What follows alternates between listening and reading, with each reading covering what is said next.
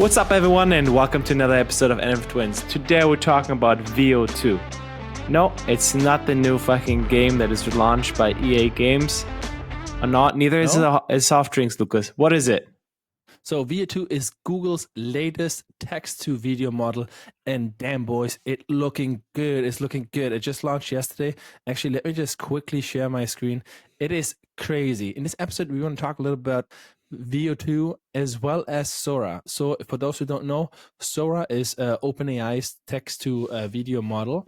And man, these images or the videos look insanely good. I mean, right, for example, one of these images or videos, let me just share this tab very quickly. Look at this video of somebody taking care of a beehive. Damn, this is so realistic. This is for those AI generated? Yeah, this is AI generated. Is this VO2? So there are so many, or for example, one with the dog jumping into water. It is so cool. Wait, let me pull that up, that bad boy. VO2. VO2 dog. It looks so cool. The water. Yes, I've seen this. Man, for those, please look at YouTube or anything. Man, so it's so cute. Oh my God. So it's basically a dachshund. Bless you. A dachshund just like wearing swimming goggles and just diving into the swimming pool. It looks super realistic. And now, so why does it even like look so realistic, right? For example, look, you see the water, how the air bubbles like go up, etc. How do these models actually work, right? So normally, or how these models are trained, so you take millions of hours of video and then train them on these videos. But these models, if you would only train them on these videos, yes, they can produce something that looks realistic or kind of realistic, but still the human eye would detect it. So what's all really important is, so why would we detect it, Lucas? Because, for example, reflections of the sun wouldn't hit correctly, etc.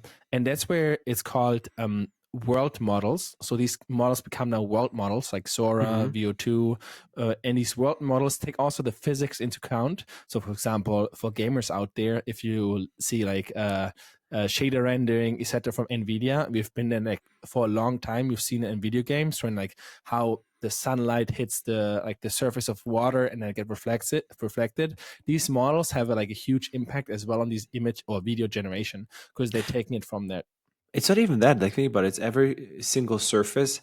We intuitively know how it is reflecting or supposed to reflect. That's why any anomaly that is not like it's supposed to. For example, I don't know if people have ever seen Venta Black.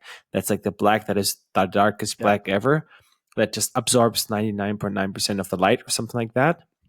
That it just seems not normal. And clearly the eye sees something, there's something wrong with it. Because normally even dark or black somehow reflects the light. But this one is so dark that it doesn't. It just feels like weird and it kind of creeps you out, not gonna lie. Especially you can't even see it really on an image or because the thing is like on an image, it's not even the exact replica of it. But now coming back, Mark, to these world models, right? So what makes world models so interesting? So these world models are not only interesting to see all the physics in videos, or for example, the dachshund can swim and then how the air bubbles go through it, but later for also robotics. Because if you think about it, how do robotics, so in the future, interact with people? First of all, they use LLMs. So you talk with them, right? So you use LLMs to communicate with them. But now imagine you have a bartender, right? Or a waiter. He has to now pass through a lot of people in a bar to give you your drink. Okay. And now it needs to consider also like the physics, doesn't step on people's foot, etc.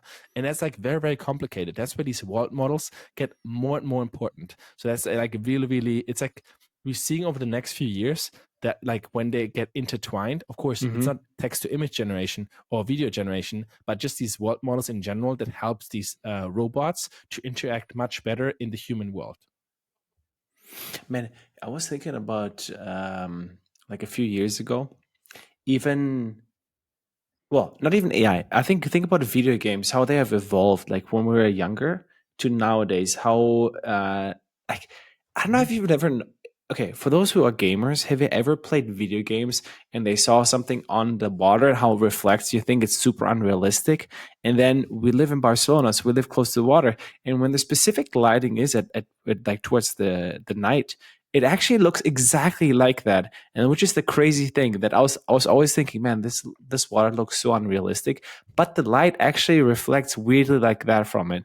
And if you don't see it on a regular basis, you kind of think that doesn't look realistic. But if you see it, you cannot unsee this anymore. And I was like, the fuck? Am I living in a simulation? Why does it look exactly like in the fucking movie game, like in the games?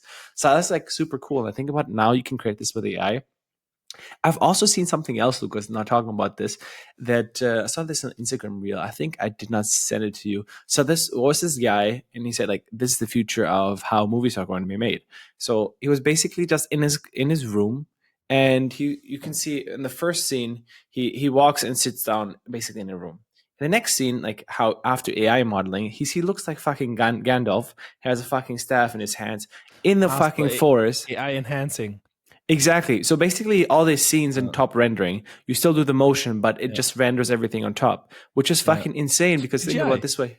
Yeah, it's CGI. It's CGI, but with AI based, Yeah. right? You can't be so specific. I guess you got to give it some artistic freedom because the more specific you are, I think it can cause issues or the vision you have. But this There's can also, give indie movie producers a fucking great yeah. shot at things like that. I mean, there's also one of these biggest problems that currently these models have. It's you can give an the same prompt and it still will come out with different answers. So, for example, you can have the identical prompt, and so sometimes these models are not as continuous or just like have the same answer. So it's also one of the things that need to improve over the next few years or generations. For example, maybe answering stuff. For example, if you ask ChatGPT for example, a certain task, suddenly gives you two options, and these two options are completely different, right? Because it's not sure what's exactly right, and that's also like for the video generation. I can assume that it will later give you options that you have multiple choices, right? So, for example,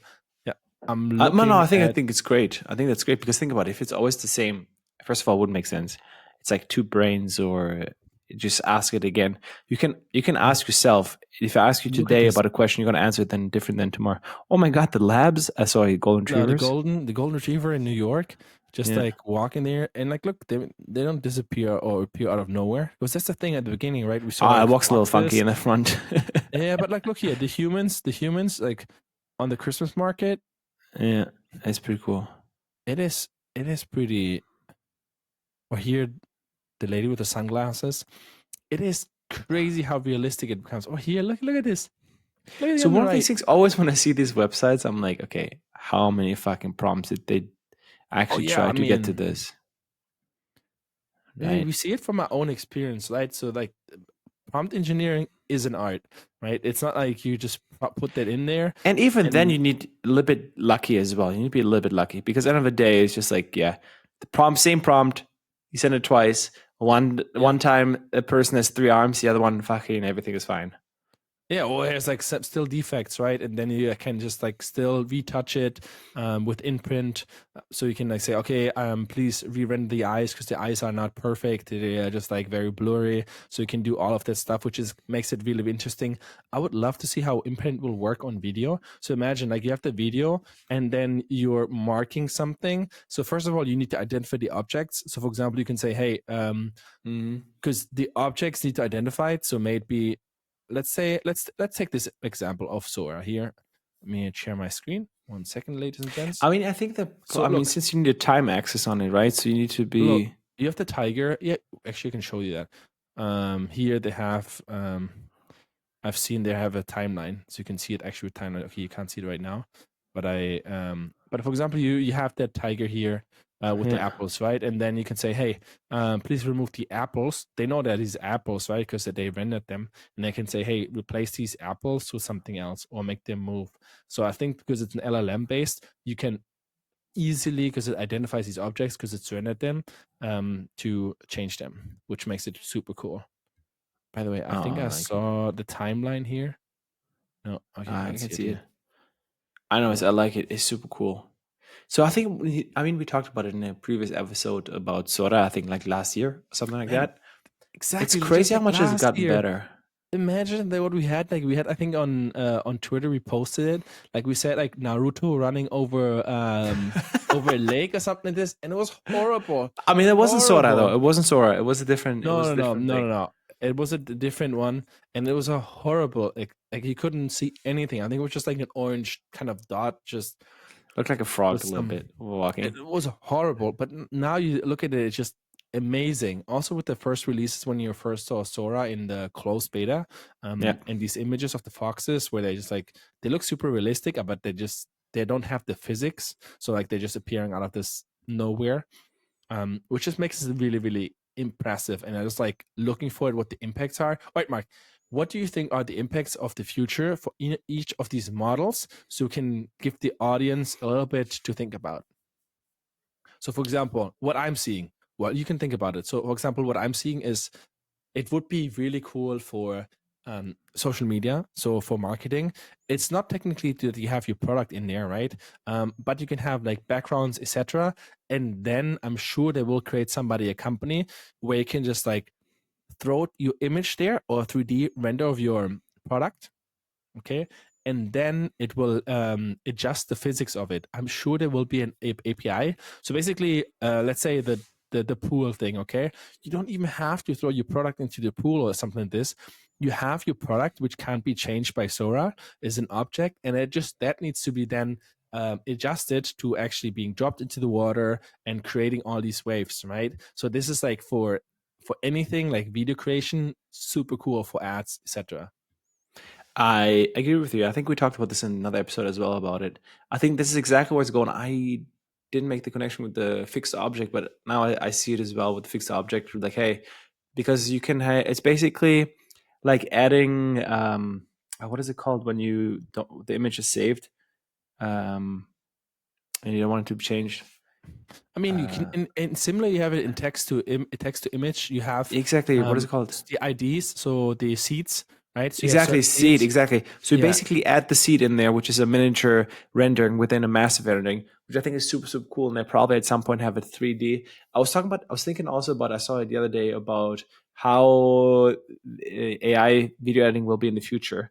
I think there's something we should talk about in another episode, which I think would be super cool because think about it. It exactly talks about the problematic that you talked about earlier in terms of how would you edit the apples out of this image or this GIF or video, whatever it is.